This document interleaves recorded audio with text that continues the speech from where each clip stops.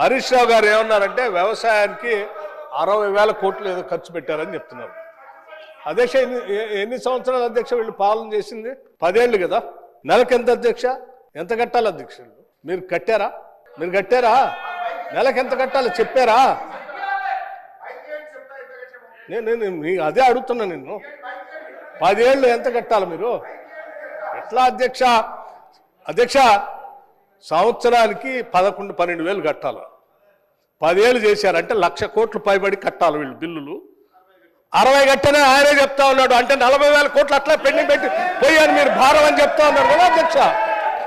ఎట్లా అధ్యక్ష? అయినా ఇంకా అబద్ధాలు చెప్పడానికి ప్రయత్నం చేస్తే ఎట్లా అధ్యక్ష? అదొక్కటి మీ ద్వారా వారు చెప్దామని కూర్చున్నాను అధ్యక్ష. వారు మహేశ్వర్ రెడ్డి గారికి ఇస్తారు, మిగతా వాళ్ళు ఎవరు బట్టి వారికి ఇవ్వండి అధ్యక్ష. నాకే అభ్యర్థి. గౌరవనీయులు బట్టి విక్రమార్క గారు 65,000 మీరు కట్టారా, ఇంకా 30,000 కోట్లు కట్టాలన్నారు. 2014-15లో మన బడ్జెట్ 68,000 కోట్లు.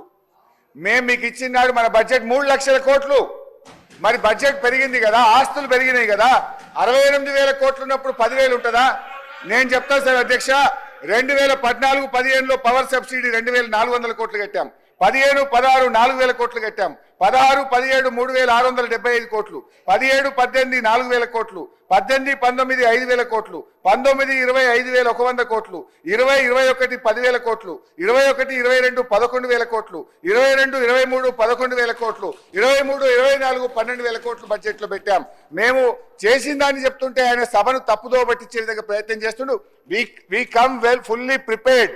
మీరు ఏది అడిగినా తప్పకుండా సమాధానం చెప్పేదానికి ప్రిపేర్ అయ్యి వస్తాం తప్ప మేము తప్పుదో పట్టించాం.